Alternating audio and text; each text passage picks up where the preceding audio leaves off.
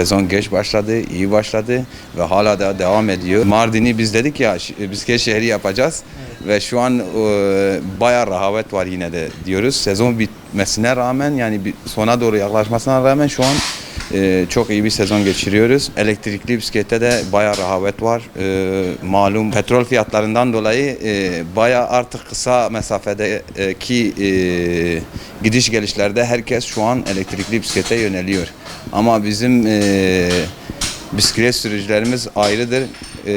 Onlar hiçbir zaman elektrikli bisiklete yönelmiyorlar ve ne olursa olsun bisiklet kullanmaya devam ediyorlar. Spor amaçlı yapıyorlar, zevk amaçlı yapıyorlar.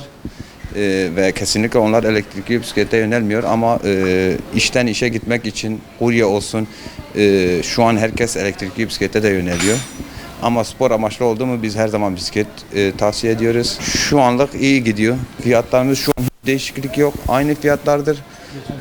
Geçen seneye göre çok az bir şey. Çok az bir miktarda bir yükseliş var. O da her şeyde oluyor. Yollar elverişli olmamasına rağmen şu an her yeri kazıyorlar. Ve şu an herkes bisiklet kullanıyor. Belki görüyorsunuz da. Tabii biz de yetkililerden bu bisiklet yolu konusunda duyarlı olmalarını rica ediyoruz. Yani yetkililere sesleniyoruz burada. Sağlıklı önemli. Evet. Ama öncelikle bütün bisiklet sürücülerimize de bir uyarımız var. Gaslarını kullansınlar, ışıklandırmayı geceleyin yapsınlar. Gerekli tedbirleri alsınlar. Sonuçta bisiklet deyip de geçmemek lazım. Mardin'de rampalıdır, yani yokuş var, şey var. Yani önce can güvenliği diyelim. Şu an mazot pahalılığından dolayı millet bisiklete yöneliyor. Yani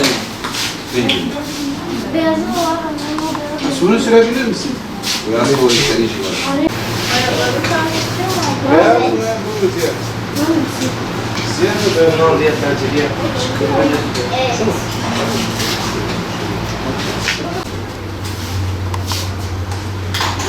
Bizim bisiklet çok siyah. Tamam, sürüyor, sürüyor. Yok oldu, kaldırırız. Rengi patlayacak. Hanım gelmiyor, gelecek. Vereyim mi? Doğru iyi.